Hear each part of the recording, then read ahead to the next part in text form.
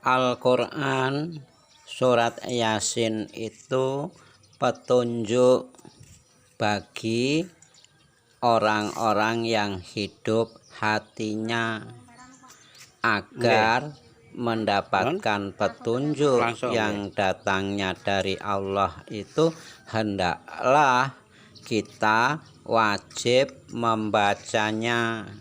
Jadi Al-Quran itu wajib kita baca dan kita pelajari. Setelah kita pelajari maka kita pahami. Nah, kalau sudah paham maksud dan tujuan ayat itu, maka amalkan dalam kehidupan kita sehari-hari. Karena surat Yasin, wal Qur'anil Hakim, demi Al-Quran yang penuh hikmah. Jadi hikmahnya kita membaca Al-Quran surat Yasin itu, yang tadinya kita tidak tahu menjadi tahu setelah diberitahu oleh Allah lewat ayat-ayat Al-Quran yang ada di dalam surat Yasin tersebut. Nah, di situ jadi jangan kamu baca di kuburan dan jangan kamu baca di tempat orang yang mati atau orang yang sakit. Itu tidak akan mendapatkan pahala, justru akan menjadikan kesempitan dalam keadaan mereka yang ada di dalam kubur. Karena surat Yasin itu mengingatkan kita yang masih hidup, bukan untuk mengingatkan orang yang sudah mati atau dalam keadaan sakit. Lah orang yang sakit itu tidak dibacakan Yasin, tapi ditalkinkan, dibacakan atau dituntun membaca kalimat la ilaha illallah. Nah, jangan dibacakan surat Yasin, tapi dituntun untuk mengucapkan kalimat la ilaha illallah. Nah, surat Yasin itu pedoman, pelajaran serta petunjuk buat kita yang masih hidup. Nah, jadi kalau kita membaca surat Yasin artinya kita mencari petunjuk yang datangnya dari Allah Subhanahu wa Ta'ala. Sebagaimana contoh di dalam surat Yasin ayat 60, alam ahad ilaikum ya bani Adam ala ta'budu syaiton innahu aduwwum mubin. Bukankah aku telah memerintahkan kepadamu wahai anak cucu Adam, supaya kamu tidak menyembah setan.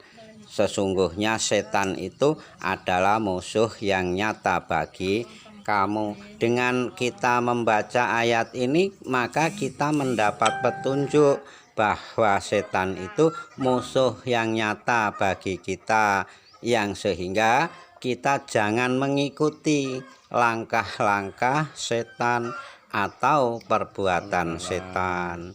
Nah, contoh menghujat, menfitnah, menghasut, bahkan gibah, ngerompi, itu termasuk langkah-langkah setan. Maka kita tinggalkan. Meninggalkan sholat, kikir, tidak mau mengeluarkan infaknya, zakatnya, ini termasuk langkah-langkah setan.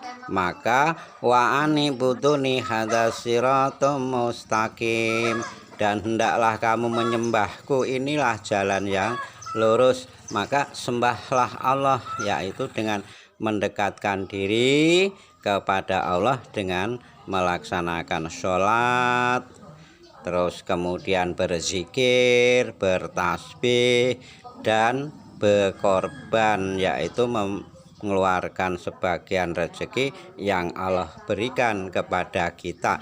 Ini salah satu perbuatan yang mendapatkan pahala karena menyembah Allah.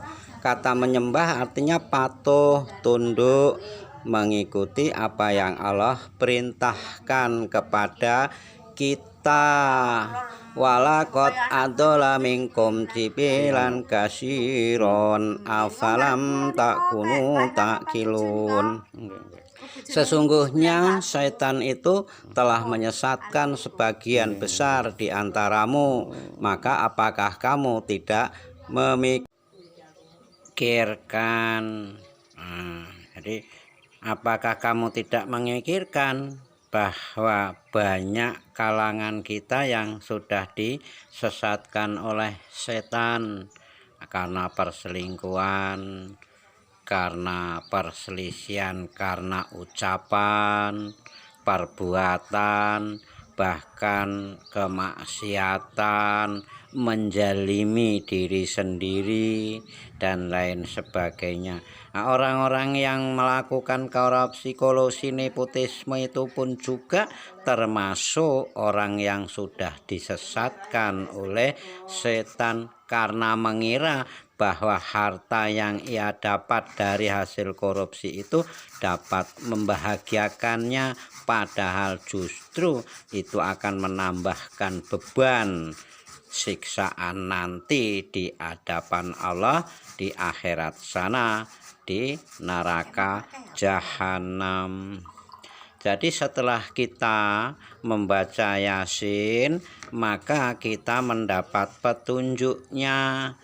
Dengan petunjuk itulah hingga kita bisa mencegah mana yang dilarang Allah dan menjalankan mana yang telah diperintahkan oleh Allah. Maka barang siapa yang durhaka kepada Allah dan Rasul-Nya serta melanggar batas-batas hukumnya, niscaya Allah akan memasukkannya ke dalam api neraka dan dia kekal di dalamnya, akan mendapat azab siksa yang sangat pedih. Nah, ini tujuan kita membaca Yasin.